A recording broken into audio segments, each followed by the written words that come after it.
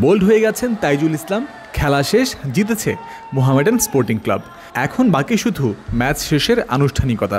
দুই দলের ক্রিকেটাররা আম্পায়ার এবং একে অপরের সাথে হ্যান্ডশেক করবেন, যার শুরুটা হয় রুবেল হোসেনের সাথে ইমরুল কায়েসের করমর্দনের মাধ্যমে। মাঠে উপস্থিত প্রাইম ব্যাংকের দুই প্লেয়ার, আম্পায়ার ও মোহামেডানের সবাই সেই কাজ সম্পন্নও করলেন।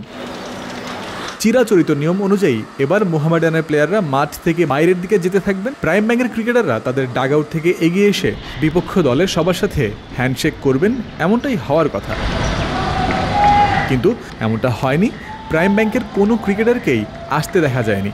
কাউকে আসতে না দেখে মোহামেডানের ক্রিকেটাররাও যখন নিজেদের প্যাভিলিয়নে ফিরে যাচ্ছেন, তখনই প্রাইম ব্যাংকের একজন প্রতিনিধি প্রবেশ করলেন মাঠের মধ্যে। দলটার সিনিয়র ক্রিকেটার তামিম ইকবাল মাঠে এসে প্রথমে মাহমুদুল্লাহ রিয়াদের সাথে হাত মেলান তিনি। এরপরে 3 আম্পায়ারের উপস্থিতিতে কথা বলা শুরু করেন। কেন তার দলের ক্রিকেটাররা হ্যান্ডশেক করতে মাঠে এলেন না, সেই কারণটাই হয়তো বলছিলেন তামিম।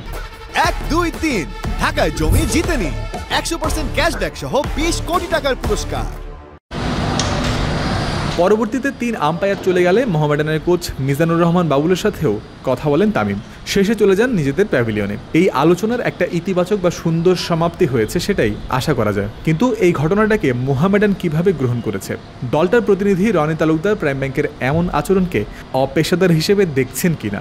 এটা তো আমরা তো মাঠেই ছিলাম, আর বাকিটা প্রাইম ব্যাংকের ব্যাপার, ওটা আমি আর কি বলবো। আপনি কি মনে করেন না যে ক্রিকেট অনেকদিন ধরে খেলছেন?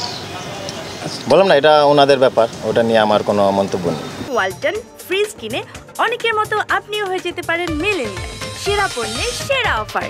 প্রাইম ব্যাংকের হ্যান্ডশেক না করার ঘটনাকে ম্যাচে হয়ে যাওয়া ক্যাচ আউট বিতর্কের বিপক্ষে তাদের নীরব প্রতিবাদ বলা যেতে পারে। ম্যাচে মুশফিকুর রহিমের ক্যাচ নিতে গিয়ে বাউন্ডারি লাইনে পায়ের স্পর্শ লাগে আবু হায়দার রনির, যদিও আম্পায়াররা সেটাকে আউটের ঘোষণা দিয়েছিলেন। এই ঘটনাকে ঘিরে 15 মিনিটের মতো বন্ধও ছিল খেলা। সব মিলিয়ে এই তিক্ততার রেশ যেন ম্যাচ শেষেও রয়েই গেল। জয়ন্ত বিন্দু, ক্রিক ফ্রেন্সি।